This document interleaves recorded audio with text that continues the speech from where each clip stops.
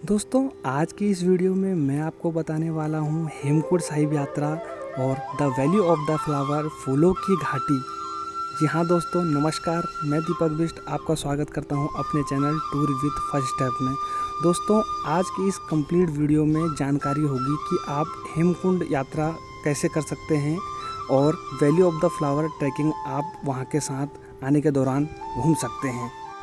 दोस्तों हेमकुंड साहिब आने पर आपका पहला पड़ाव जो पड़ता है वो है गोविंद घाट। और अगर आप गोविंद घाट बाय एयर से आते हैं तो नज़दीकी हवाई अड्डा है जॉली ग्रांट, जो कि देहरादून में है।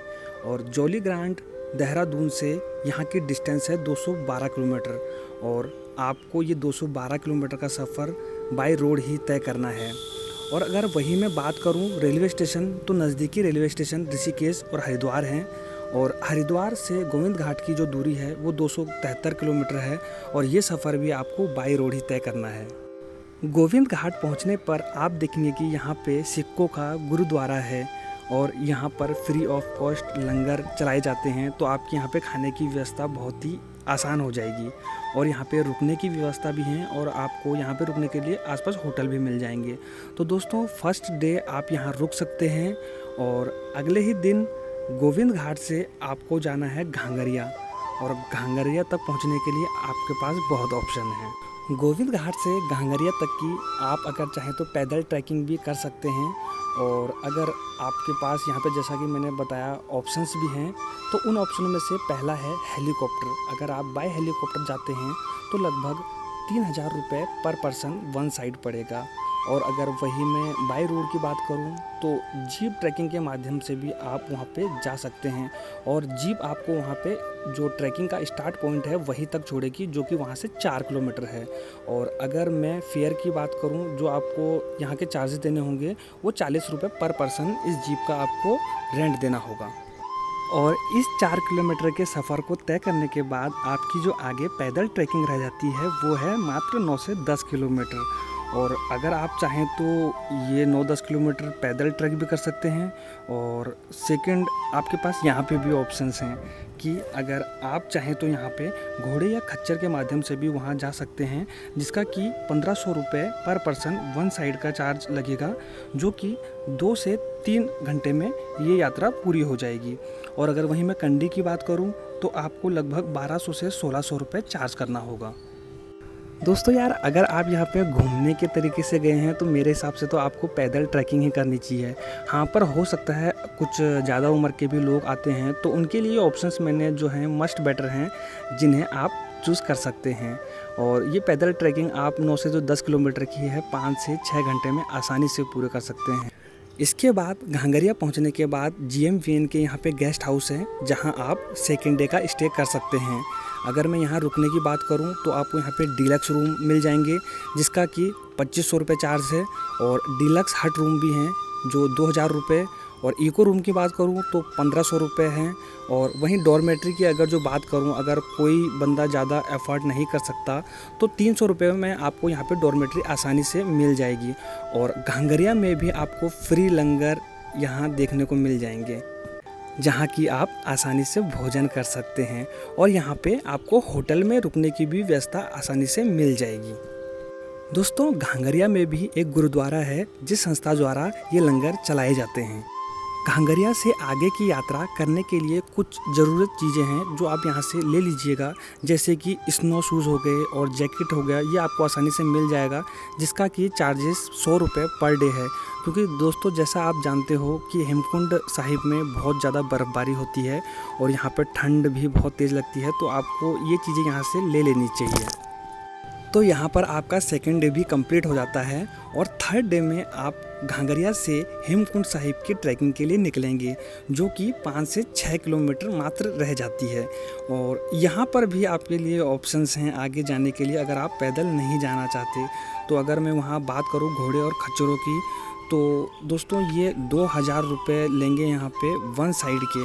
और आगे की जो 2 किलोमीटर की यात्रा है वो आपको पैदल ही करनी पड़ेगी। दोस्तों यहाँ आपके लिए कोई ऑप्शंस नहीं है। यहाँ पर आपको पालिका भी इजीली अवेलेबल हो जाएगी, जो कि वेट के हिसाब से चार्ज करते हैं। अगर 75 kg की मैं बात करूँ तो ये लगभग 7 से 8 हज़ार रुपये आना जाना लेंगे, और वहीं 100 किलो होगा तो लगभग 10 हज़ार के आसपास आपका ये आना जाना ये आपको चार्ज वहाँ पे करना पड़ेगा। और यहाँ पे हेमकुंड साहिब से 1 किलोमीटर पहले पहुँचने पर आपके पास यहाँ पे 2 ऑप्शन आ जाते हैं कि आपको कौन से रास्ते से हेमकुंड जाना है। एक है सीढ़ियों का रास्ता और दूसरा है प्लेन रास्ता।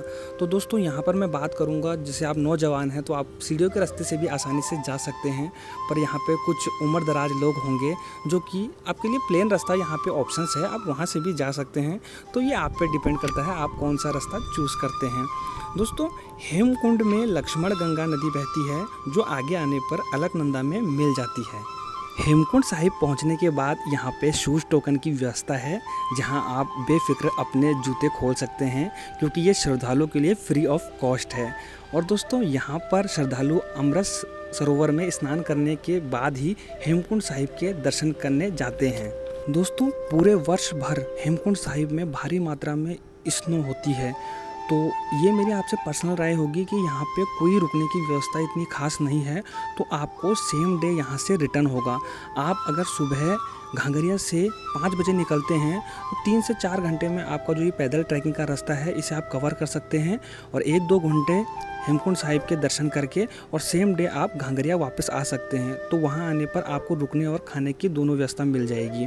और हेमकुंड साहिब पहुँचने पर यहाँ भी हेमकुंड साहिब द्वारा फ्री लंगर चलाए जाते हैं, तो यहाँ पर आपको भोजन करने के लिए कोई टेंशन लेने की ज़रूरत नहीं है। अब मैं यहाँ बात करता हूँ आपको क्या क्या साथ ले जाना चाहिए। दोस्तों आपको कुछ मात्रा में यहाँ पे कपूर, और जैसे घांगरिया से आपको ऑक्सीजन सिलेंडर मिल जाएगा। जैसे कुछ यात्रियों को चढ़ाई के दौरान सांस लेने में प्रॉब्लम होती है, तो ये आपको वहाँ पे 500 रुपये में इजीली मिल जाएगा, और आप रिटर्न होते हुए इसको वापस भी दे सकते हैं। अगर आपने यूज़ में नहीं लिया है तो आपके 500 रुपये आपको वापस मिल जाएंगे। अगर मैं नेटवर्किंग की बात करूँ तो BSNL, एयरटेल और जियो यहाँ से आसानी से नेटवर्क आपको मिल जाएंगे, तो आपको नेटवर्क के मामले में इतना सोचने की ज़रूरत नहीं है। दोस्तों यहाँ की जो खास बात है, पूरी यात्रा के दौरान आपको मेडिकल फैसिलिटी, फूड फैसिलिटी और सुलभ शौचालय इजीली अवेलेबल हो जाएंगे।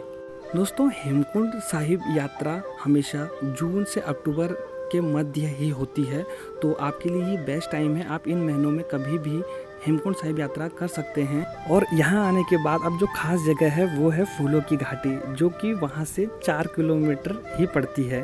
और ये 4 किलोमीटर आपको दोस्तों यहाँ से पैदल ही जाना पड़ेगा, क्योंकि यहाँ रास्ते बहुत ही छोटे छोटे हैं, जहाँ की घोड़े खच्चर आसानी से नहीं जा सकते हैं। और यहाँ आप जैसे ही एंट्री करेंगे तो वन विभाग का वहाँ पे ऑफिस है, जहाँ से 150 रुपये का आपको टिकट घूमने के लिए मिल जाएगा। और अगर मैं बेस्ट टाइम की बात करूँ तो अगस्त से लेकर अक्टूबर तक आप यहाँ आ सकते हैं। इस समय आपको यहाँ पे मैक्सिमम नंबर ऑफ़ फ्लावर्स देखने को मिल जाएंगे, जो कि आपके ज़िंदगी के अनुभव को और भी खास बना सकते हैं। दोस्तों the valley of the flower, फूलों की घाटी अपने आप में जीवन का एक बहुत ही अच्छा अनुभव है, और ये 4 किलोमीटर की पैदल ट्रैकिंग आपके जीवन में बहुत खास बन सकती है। तो दोस्तों हेमकुंड साहिब आने के बाद वैली ऑफ द फ्लावर आप मिस मत कीजिएगा। तो दोस्तों ये थी मेरे द्वारा शेयर की गई इन्फॉर्मेशन उन श्रद्धालुओं के लिए जो हेमकुंड साहिब की यात्रा करना चाहते हैं और साथ में वैली ऑफ द फ्लावर घूमना चाहते हैं।